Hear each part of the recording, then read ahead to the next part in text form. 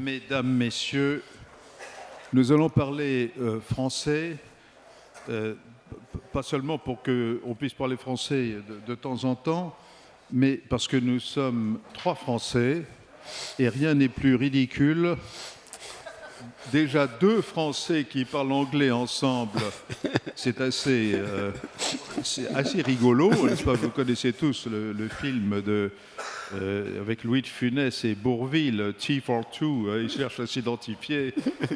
C'est une des séquences les plus drôles du répertoire de Louis de Funès. Mais à 3, alors là, vous passeriez votre temps à vous esclaffer, ce qui serait dommage parce que nous allons être assez sérieux aujourd'hui.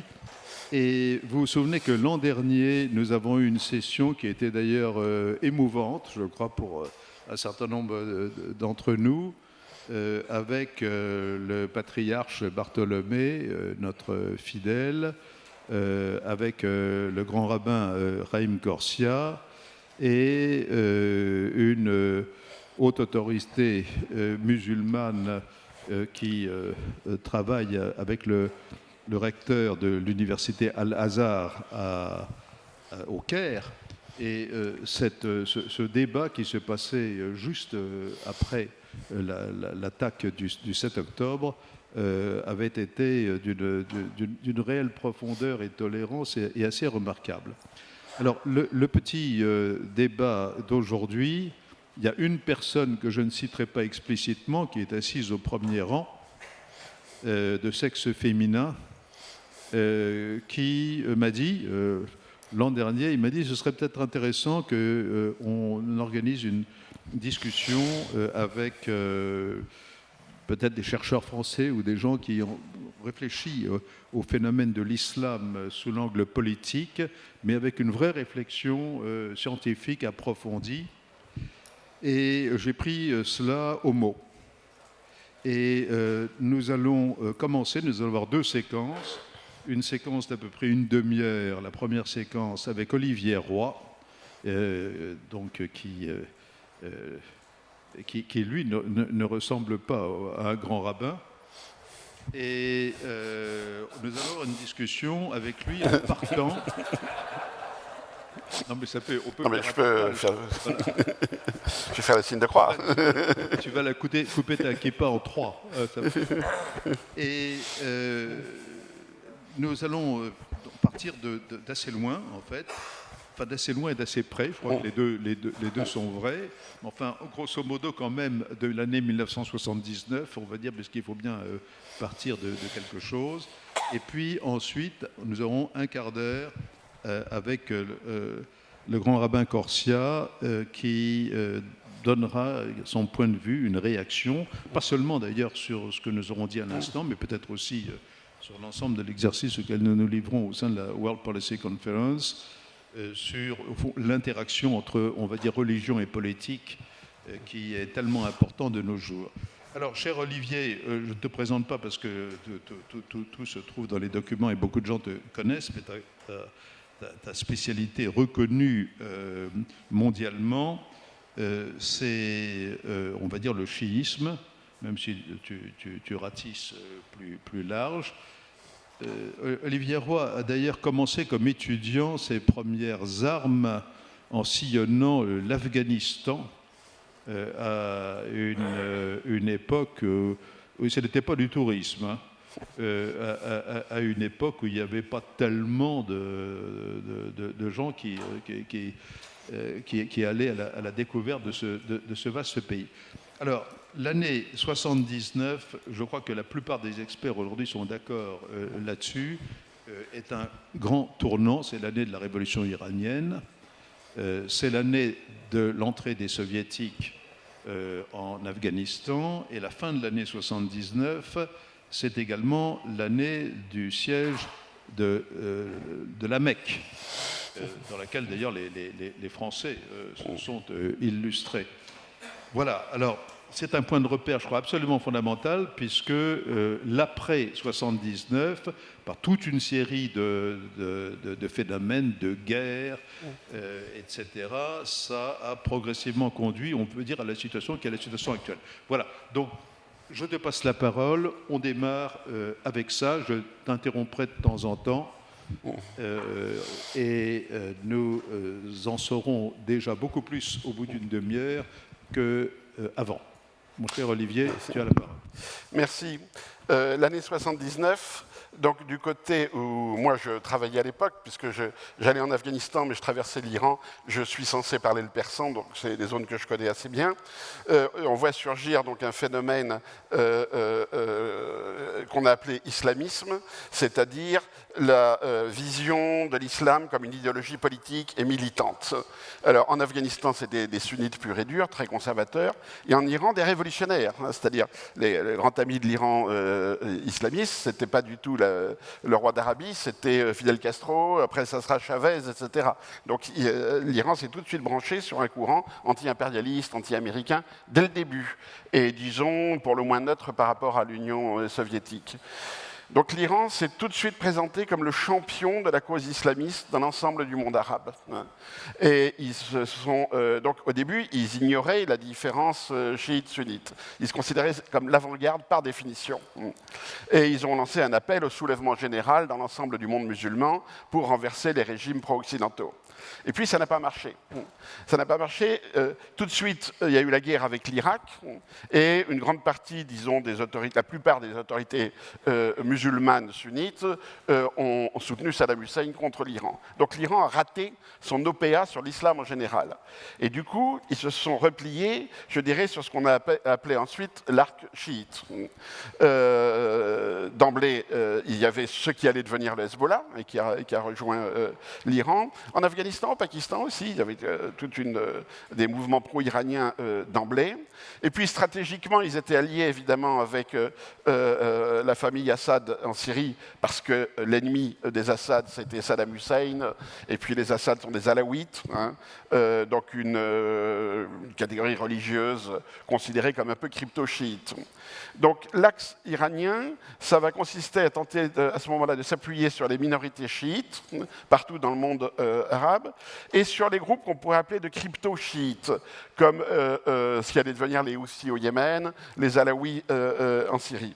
Mais cette OPA sur le monde chiite a été en fait pas un grand succès.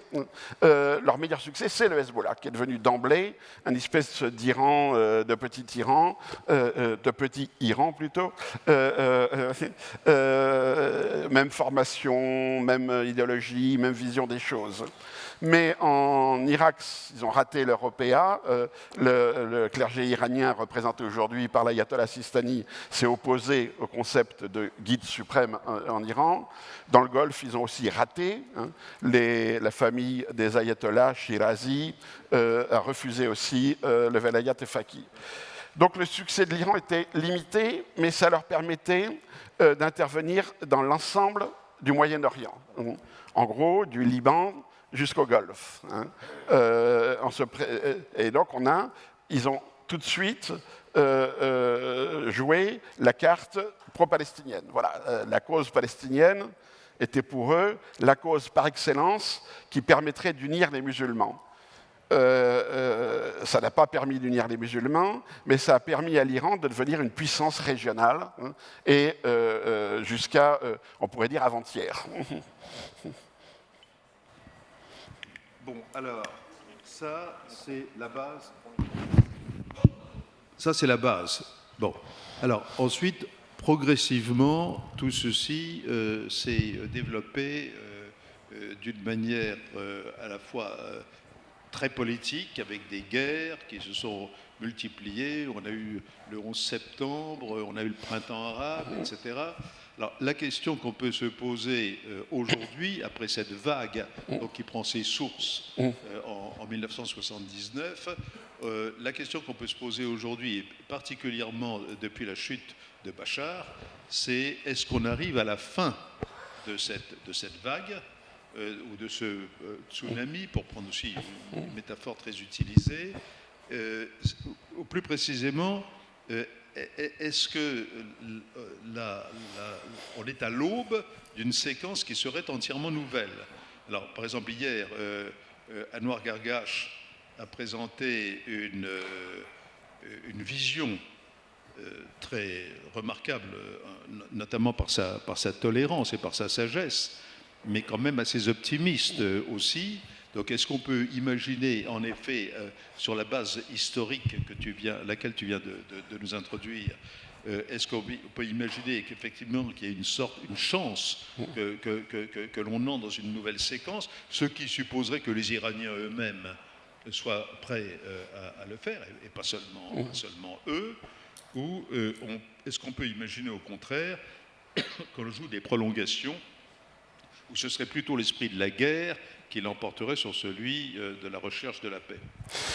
Alors, le fait que l'Iran ait joué essentiellement la carte chiite et la carte militante, anti-impérialiste, anti-sioniste, etc., a laissé de côté ce qu'on pourrait appeler un peu les masses sunnites. Et il y a eu du côté des sunnites une radicalisation qui s'est faite essentiellement sous l'étiquette djihadiste, avec Al-Qaïda d'abord, et surtout avec ISIS en Syrie plus tard. Et le djihad d'Al-Qaïda et de ISIS est un djihad global. Leur objectif n'a jamais été régional. Ils parlent très peu de la Palestine. Évidemment, ils ont un discours anti-israélien, mais ils n'ont jamais soutenu les Palestiniens. Et ils ont au contraire mené la guerre au cœur de l'Occident, avec le 11 septembre, avec les attentats en Europe, etc. Donc cette vague djihadiste, qui commence en 1995, et qui pour moi s'est terminée tout récemment. Cette vague djihadiste nous a occulté, à nous les Occidentaux, les vraies dynamiques du Moyen-Orient. C'est-à-dire on voyait tout à travers le djihad et le terrorisme. Bon. Alors que, disons, au niveau des populations, ce n'était pas ça qui était vraiment le facteur de mobilisation politique. Al-Qaïda est resté en dehors du Moyen-Orient. Par contre, ISIS s'est installé au cœur du Moyen-Orient, entre la Syrie et l'Irak. Et là, il y a une dimension dans ISIS qu'il faut bien comprendre, qui est la revanche des sunnites. Après l'invasion américaine de l'Irak, les sunnites n'avaient plus aucun pouvoir dans le croissant fertile, sauf en Jordanie. C'est-à-dire que le Liban était en gros une cogestion entre le Hezbollah et les chrétiens. La Syrie, c'était les Alaouites de la famille Assad. Et l'Irak, c'était les chiites qui ont été remis au pouvoir, paradoxalement, par les Américains. Donc on avait une espèce de frustration du monde sunnite du croissant fertile qui explique largement l'implantation de ISIS à cette époque-là. ISIS a été vaincu. Et je crois qu'aujourd'hui, le djihadisme est vaincu. Il est résiduel, il y en a toujours, on aura des attentats, mais la dynamique interne du djihad global est cassée. On a des djihads locaux, comme dans le Sahel, on a des mouvements qui se réclament toujours un peu du djihad, mais qui sont devenus locaux. Et c'est là qu'apparaît Jolaini, c'est là qu'apparaît le mouvement Atesh. Jolaini est un type intéressant parce qu'il a parcouru tout l'arc. Il a démarré avec ISIS, il est passé à Al-Qaïda, et après il a créé sa propre organisation sur une base régionale, Idlib. Et là, alors on connaît bien ce qu'il a fait. J'ai des collègues qui vont sur le terrain depuis 8 ans, qui ont interviewé Jolaini, et surtout qui ont interviewé les autres gens, les notables locaux, mais aussi les chrétiens, les évêques. Nous sommes en contact avec les évêques de la région, qui sont les premiers, je dirais, à sentir comment les choses vont tourner, parce que les chrétiens sont souvent les premières victimes de ces soubresauts djihadiques ou salafistes, etc. Or, d'emblée, Jolaini a protégé les chrétiens et a assuré la liberté du culte, ce qui est très, très, très important, la liberté du culte, pas seulement la protection physique de la minorité chrétienne. Et là, on voit avec la percée de Jolaini, la prise de Damas, on voit une logique, c'est un événement extraordinaire, mais parfaitement logique. C'est la reprise du pouvoir en Syrie par la majorité sunnite. Regardez la carte des ralliements.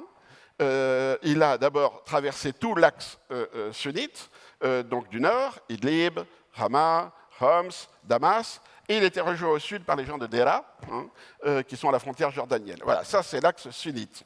Et puis on a appris, mais dans les 24 heures, les tribus arabes de Deir ez-Zor, de l'Est, qui avait accepté, disons, la suzeraineté des Kurdes, d'un seul coup, ils ont tous fait allégeance au nouveau patron de Damas. Et j'allais dire, ils auraient fait allégeance à n'importe quel chef arabe sunnite à Damas. Bon. Donc là, on a la reconstitution d'une Syrie sunnite et arabe. Le problème, c'est qu'il n'y a pas que des sunnites arabes en Syrie. Il reste deux grands groupes, les Alaouis à l'ouest, qui sont chiites ou crypto-chiites, comme vous voulez, mais qui sont arabes, et les Kurdes à l'est, qui sont sunnites, mais qui ne sont pas arabes. Voilà. Donc le défi maintenant, pour Giolaini, c'est de gérer les deux parties non-arabes sunnites de la Syrie.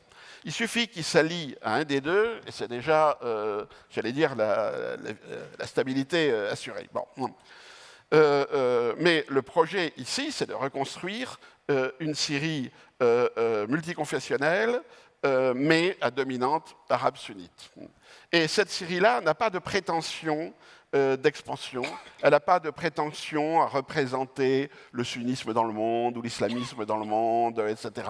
Donc, quelle que soit la forme du régime, on n'en sait rien, ça on verra, mais on a une Syrie qui va rester dans ses limites territoriales et qui ne sera pas un facteur de déstabilisation des voisins. C'est plutôt le contraire qui va se passer. On aura les voisins qui auront un effet de déstabilisation en Syrie. Donc la question clé maintenant, c'est de modérer tous les voisins par rapport à la Syrie, pour laisser la Syrie s'installer, disons, comme un État-nation sur un territoire qui est reconnu par la communauté internationale. Donc ça ne pose pas de problème fondamental. Donc le tournant, il est là. La fin du djihad global, la fin de l'appel à l'unité du monde arabe contre l'ennemi sioniste, etc. C'est complètement fini. Alors, les accords d'Abraham avaient montré que c'était déjà fini pour toute une partie du monde arabe. Mais le fait que, le monde arabe a abandonné les Palestiniens, voilà, ça c'est clair, c'est évident, même si sur le plan de l'émotion, il y a quelque chose évidemment qui touche l'opinion publique arabe, politiquement, stratégiquement, il n'y a plus de guerre israélo-arabe, c'est fini. Il y a un conflit israélo-palestinien qui va durer, ça c'est clair. Et alors le changement en Syrie libère dans le fond tous les non-dits des accords d'Abraham. C'est-à-dire que maintenant, on voit les États arabes se replier sur des intérêts nationaux. Ce qui est très intéressant, ce qui se passe en Arabie Saoudite, où on voit le prince héritier qui délibérément, expressément, parle de l'Arabie Saoudite comme un État-nation, se définit comme dans un nationalisme saoudien. Et il a donc cassé les deux piliers de ce qui avait été l'Arabie Saoudite depuis sa création, c'est-à-dire un clergé wahhabi et la tribu des Saouds. Il a cassé sa propre tribu. Il a mis tous ses cousins en prison. Bon. Oui, prison dorée, mais tout est doré en Arabie Saoudite, donc c'est pas un problème. Et il fait appel à des fonctionnaires qui ne sont pas de la tribu. C'est complètement nouveau, ça. Et ce phénomène, disons, de nationalisation, d'ancrage du nationalisme, on l'a d'un bout à l'autre. Regardez le Maroc et l'Algérie, par exemple, c'est absolument évident. Donc là, c'est ça le grand changement. Et l'Iran, maintenant, est au pied du mur.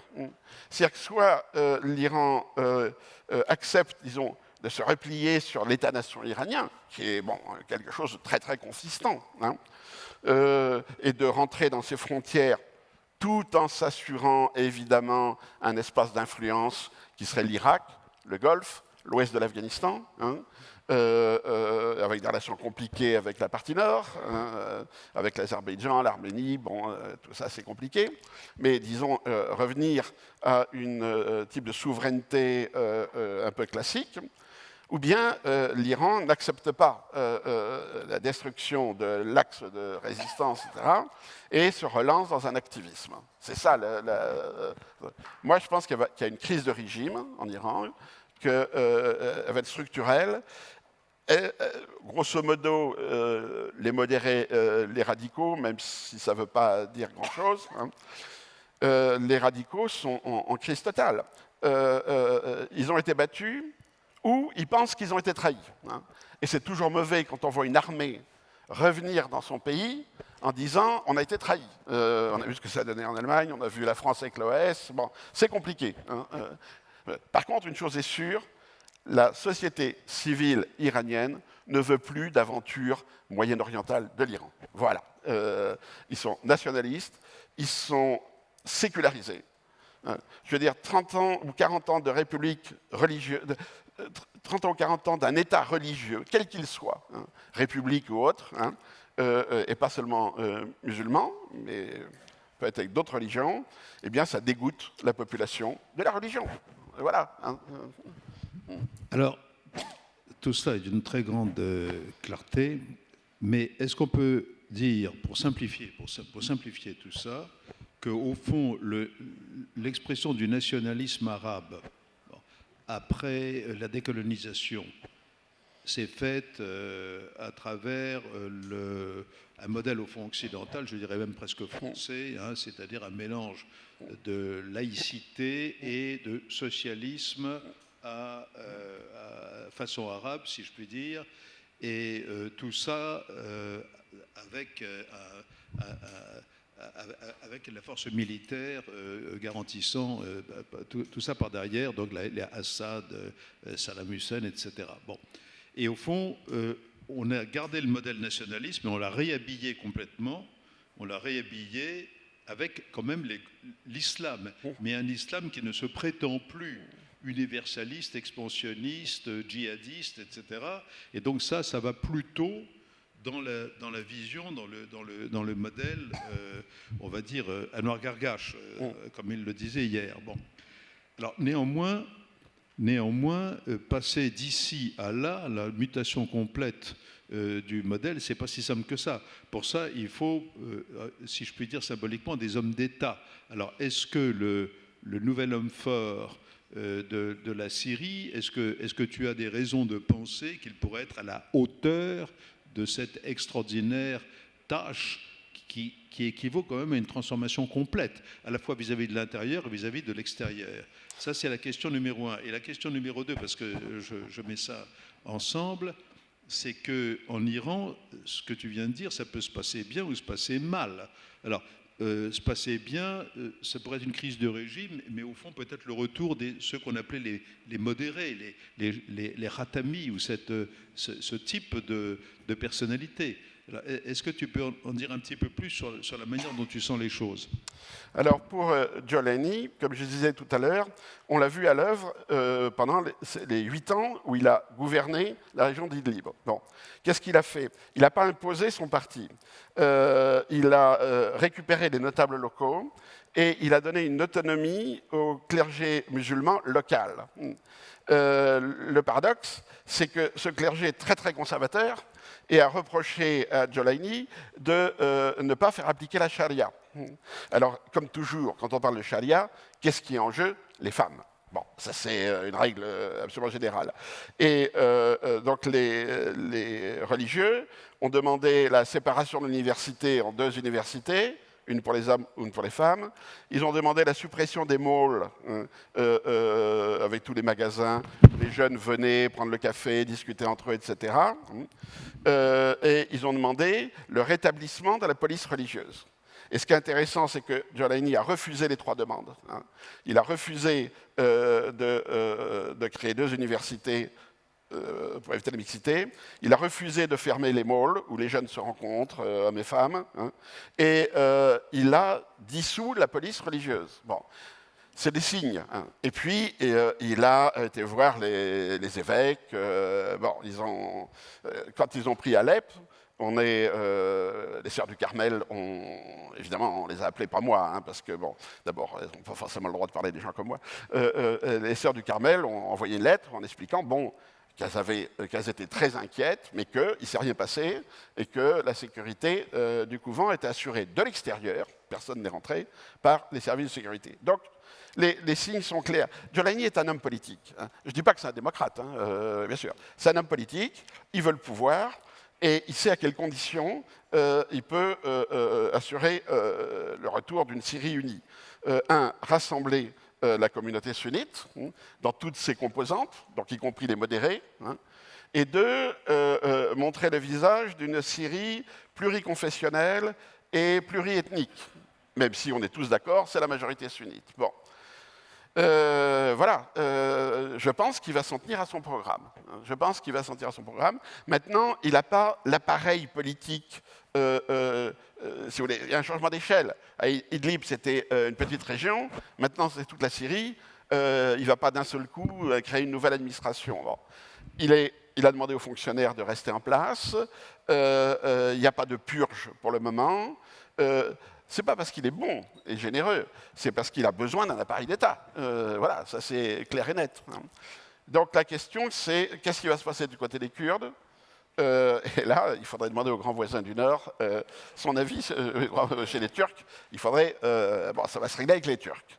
C'est un autre chapitre. Pour l'Iran, c'est une crise de régime. C'est-à-dire que l'Iran n'est pas au bord d'une nouvelle révolution. L'Iran n'est pas au bord d'une guerre civile. C'est une crise de régime. Cette crise de régime peut se faire en douceur derrière les rideaux, avec quelques assassinats. Elle peut devenir violente, c'est-à-dire avec conflits armés entre des groupes de Pasdaran, l'armée, etc. Bon. La population descendra dans la rue quand elle verra qu'il y a une fenêtre d'opportunité, quand elle verra qu'il y a que quelque chose est en train de se passer, et là les gens descendront dans la rue. Mais ils ne commenceront pas par descendre, parce qu'ils se font tirer dessus, etc. Je ne crois pas du tout au démembrement de l'Iran. Il n'y a pas de raison qu'il y ait plusieurs Irans, une guerre civile de long terme, etc.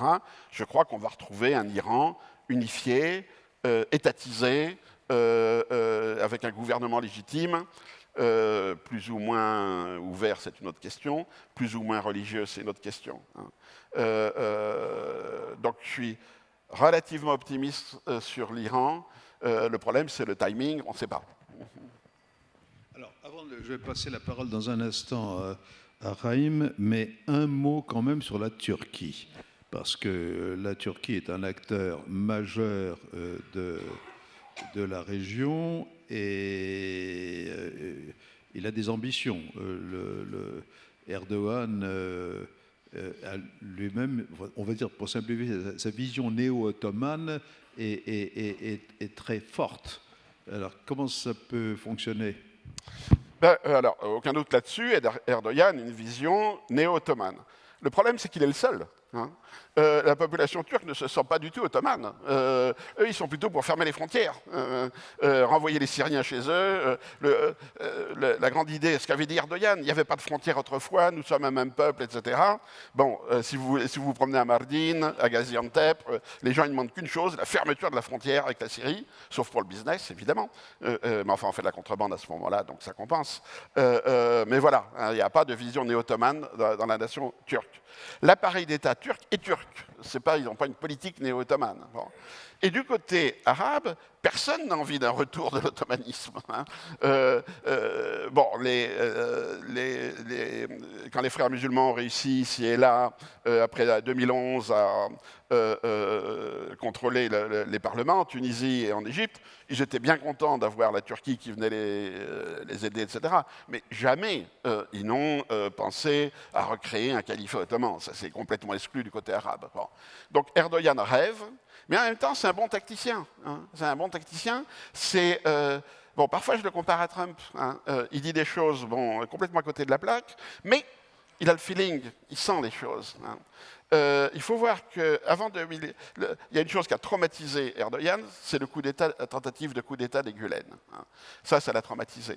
Mais avant 2015, il avait réellement essayé de faire un accord avec les Kurdes. Vraiment. Et en 2015, pour des raisons qui restent un petit peu mystérieuses, et j'étais à cette époque-là dans le Kurdistan turc, le PKK a lancé une guérilla urbaine. Et j'étais dans Idlib là, à ce moment-là, et on voit la gendarmerie qui arrive en disant « bon, rentrez chez vous, ça tire ». Bon. Et la population n'a pas suivi, pas du tout suivi. Donc des centaines de jeunes se sont fait tuer du PKK, mais les gens ne voulaient pas ce soulèvement. Mais du coup, ça a braqué Erdogan, donc qui a lancé à partir de là une politique anti-PKK et anti-kurde en général.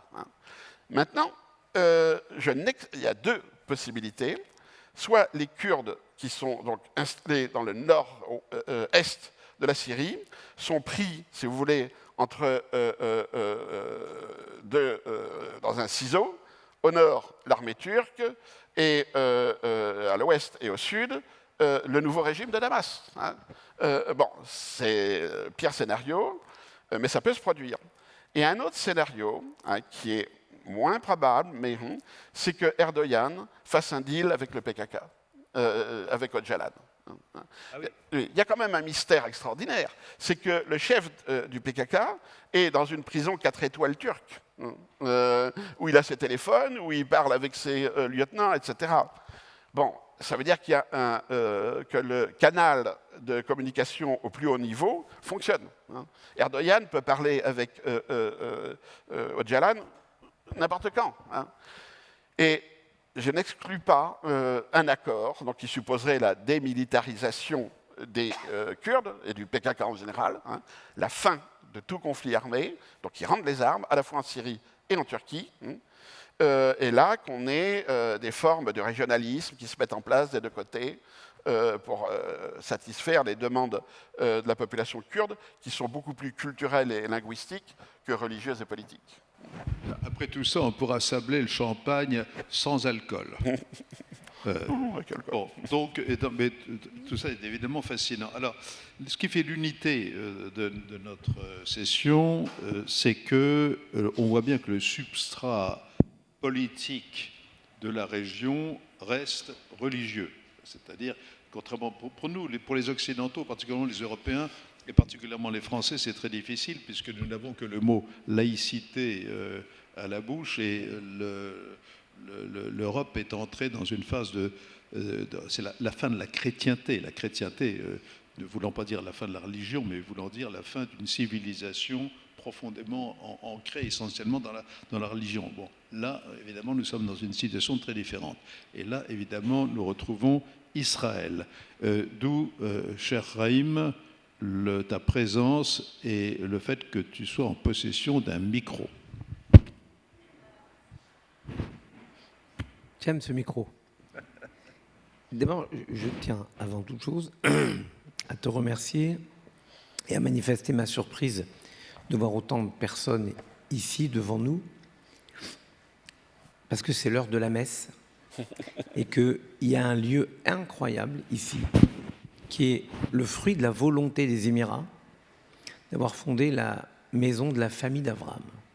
Un lieu où il y a une église lumineuse, une mosquée somptueuse et une synagogue incroyable, symbolise la tente d'Abraham, reliée par un jardin qui s'appelle le jardin de la paix. Et comme je m'étais dit, il y a la messe à midi, on aura beaucoup moins de monde.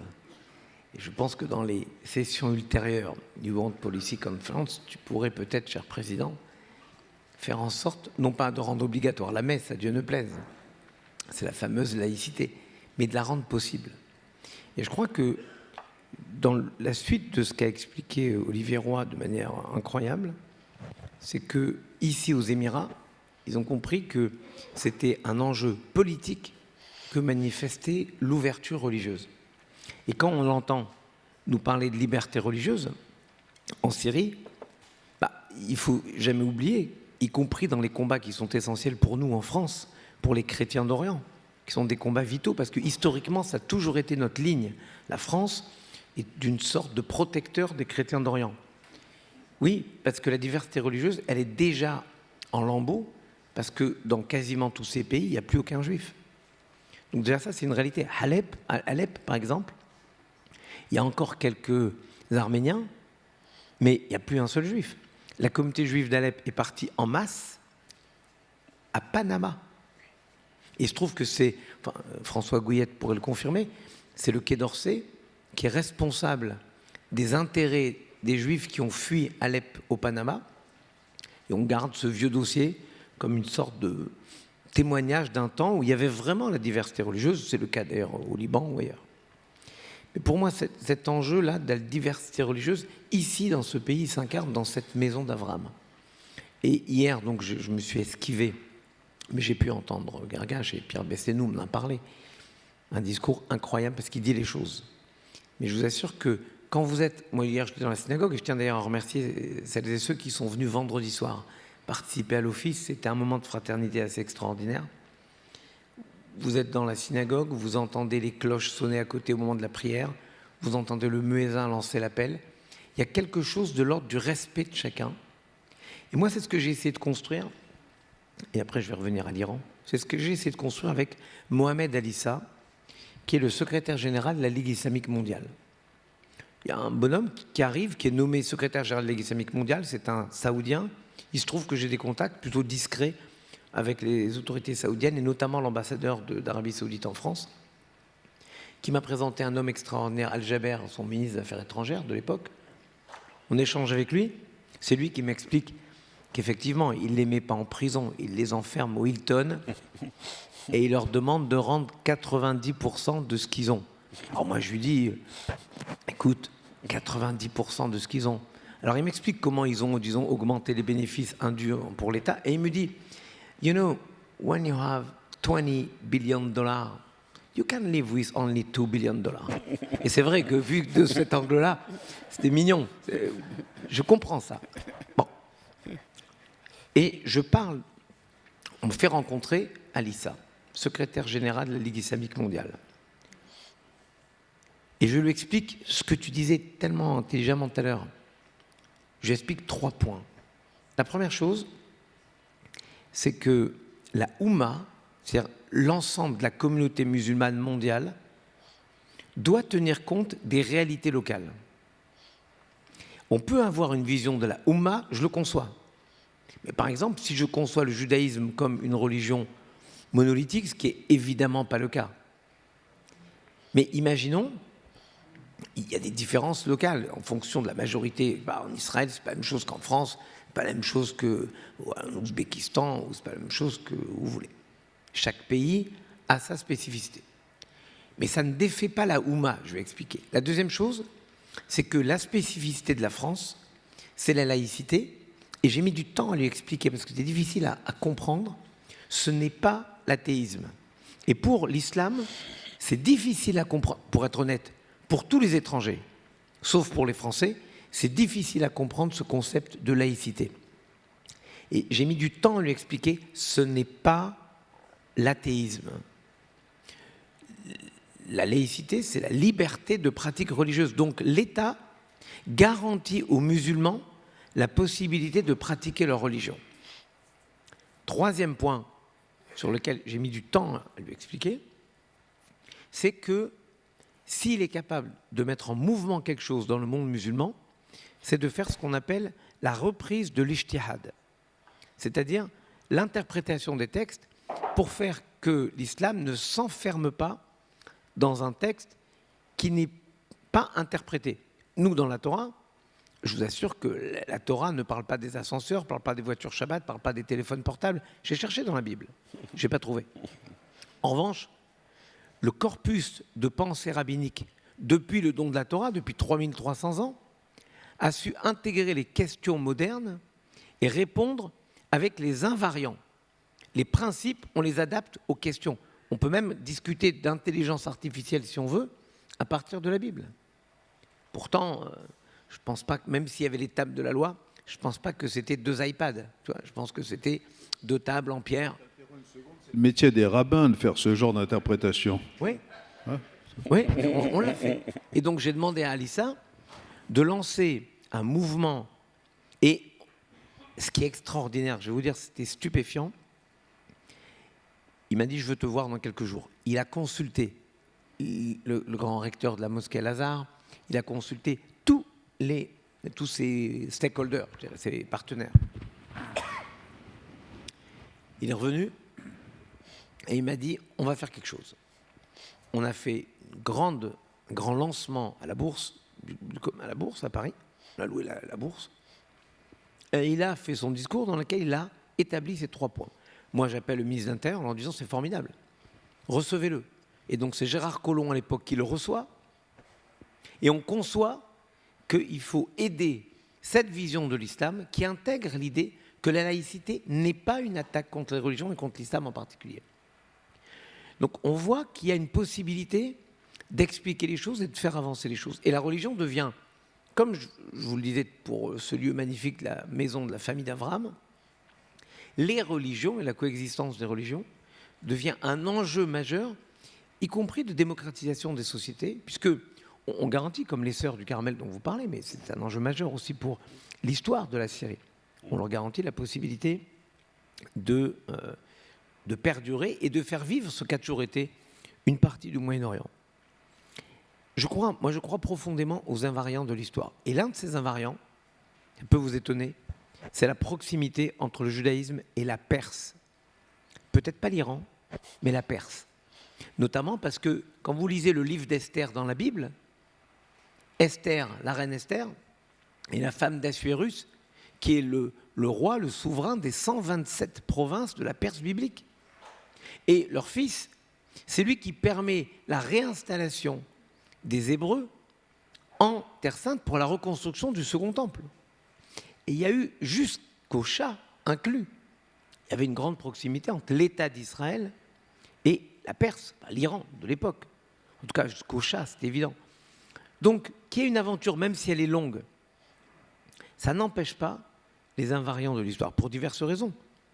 Et c'est la seule chose, d'ailleurs, je n'étais pas complètement d'accord avec vous. Je n'ai pas le sentiment, mais ça, il faudrait demander à Danishek, l'ambassadeur, qui lui sait ça mieux que moi, qu'il y ait une guerre israélo-palestinienne. Il y a une guerre israélo-Hamas, ça c'est sûr. Il y a ensuite une guerre Israël contre le Hezbollah, c'est sûr. Mais il n'y a pas eu de guerre israélo-palestinienne. Depuis le 7 octobre, sûrement pas. Et c'est un enjeu majeur d'ailleurs pour Israël, me semble-t-il, de permettre à une nouvelle génération de leaders palestiniens de pouvoir apparaître et gérer ce qui serait cet espace, cet État palestinien. Alors là, maintenant, j'ai peut-être un apport, mon cher Thierry, là, purement religieux. Il a fallu 11 jours,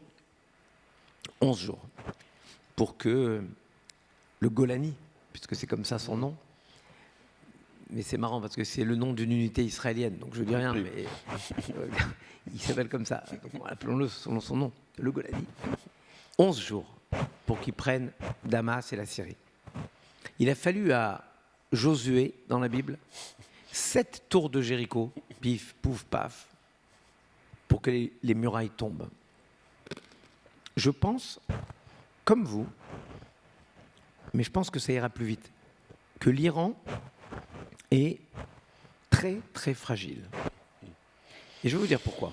Ce matin, on écoutait la formidable table ronde sur la santé comme une évidence géopolitique. Quand un corps est très malade et que le cœur n'a plus assez de force pour envoyer du sang dans les membres, le cœur envoie du sang dans les organes vitaux et les premiers qui sont plus vascularisés, ce sont les bouts, les doigts, les pieds. Et moins il y a de force dans le cœur, moins il y a d'espace qui est vascularisé. C'est ce qui s'est passé avec la faiblesse endémique de l'Iran, puisque le Hamas n'était plus irrigué, le Hezbollah n'était plus irrigué, et donc symboliquement, le corps qui envoyait du sang, de ce que vous voulez, de haine, d'armes, ce que vous voulez, n'arrive plus à pomper assez loin, et donc, c'est qu'il a une faiblesse terrible. Non pas qu'il se restreint à son domaine, parce que s'il y a une faiblesse, il y a même une faiblesse interne. Et donc, je suis absolument d'accord avec vous, il y aura des éléments extérieurs qui vont rendre crédible un renversement de pouvoir. À ce moment-là, le peuple descendra dans les rues, comme il l'a fait il y a 3 ans, par exemple, et ça a failli basculer. Sauf que le pouvoir a repris par la violence la rue.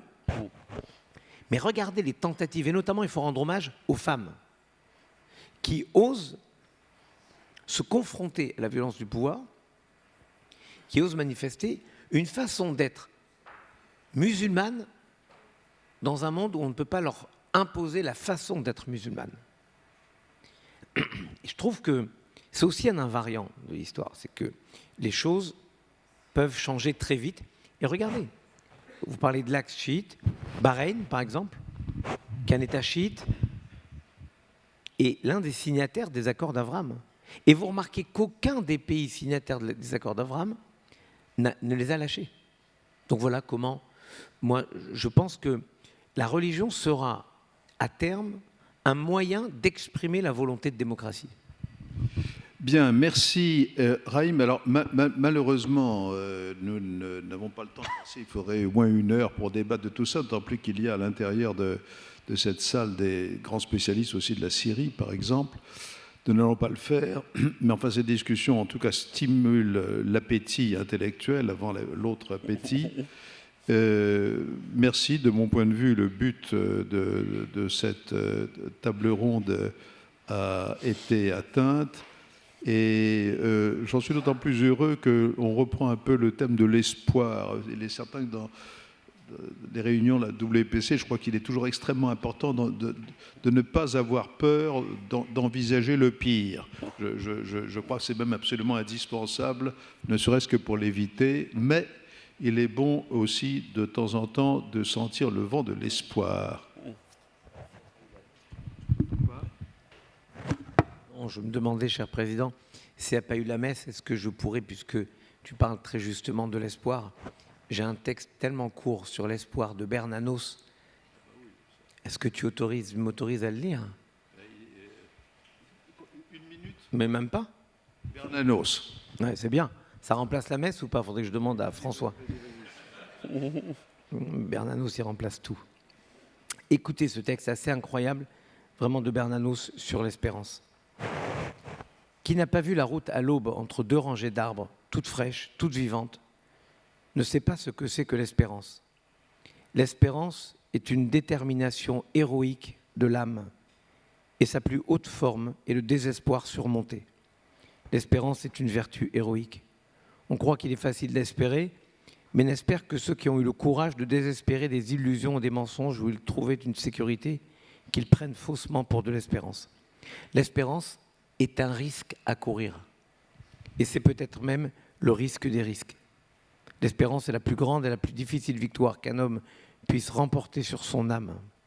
On ne va jusqu'à l'espérance qu'à travers la vérité au prix de grands efforts.